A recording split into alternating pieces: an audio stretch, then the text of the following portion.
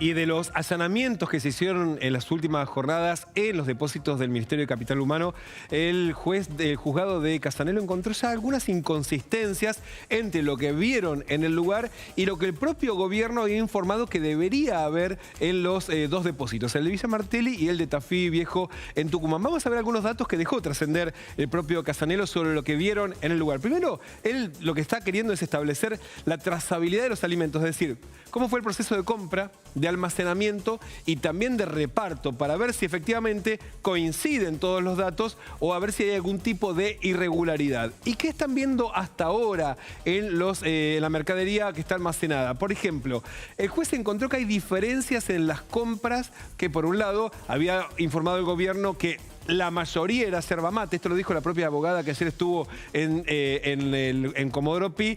Y lo cierto es que el propio fiscal ya identificó que el 34,6% de la mercadería de Villa Martelli no es yerba mate, sí hay un montón, no es yerba mate, y que el 40% de la mercadería de Tucumán no es yerba mate. O sea, de todos modos es al revés. Tenés que Claro. el 65% de lo que está ahí adentro efectivamente es yerba mate. Así, es decir que lo que puede llegar a vencerse es una porción chica, estamos hablando del 40% o el 35%, de todos modos es un montón, pero por lo menos ahí el dato de qué hay ahí adentro según el diagnóstico del propio fiscal. Por otro lado, seguimos avanzando.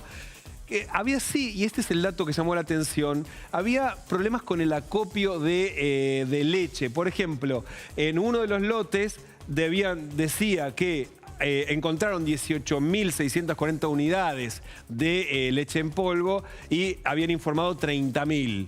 Y en otro lote, que era de 240.000 unidades lo que encontraron, y que habían informado y encontraron habían informado 229.000. La diferencia es la misma. ¿No? Dice, bueno, pero las que te faltan de un lado son las mismas que están en el otro. El gran problema es que las que efectivamente encontraron tienen fecha de vencimiento más cercana. Entonces lo que no saben exactamente es si lo que quisieron es ocultar que se estaba por vencer más leche de la que estaba informada, o hicieron mal el cálculo y había alguien que anotó mal. Eso todavía es lo que se está por determinar cuál era la intención que estaba detrás de esto, pero lo que encontraron eran errores. Por ejemplo, otras con el aceite, esto llamó mucho la atención. Habían dicho que había 130.000 botellas de un aceite Costa del Sol que no existían.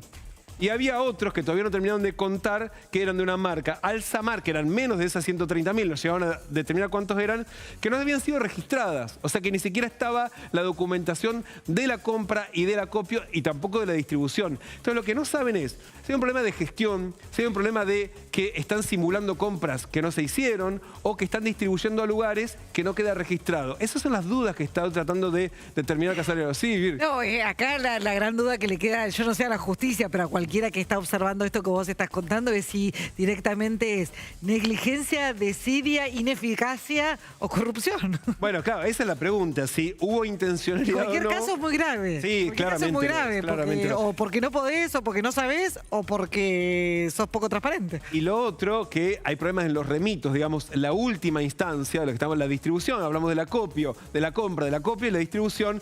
Por ejemplo, hay inconsistencias entre la mercadería enviada, informada y el destino final. Por ejemplo, figuraba como enviado algo a Pinamar que nunca llegó. O sea, no existía el lugar en Pinamar donde supuestamente habían enviado la mercadería. Y esto ocurre también con varias de los envíos de mercadería. De vuelta, que es la pregunta que se hizo Virginia, que es la que se hace Casanelo.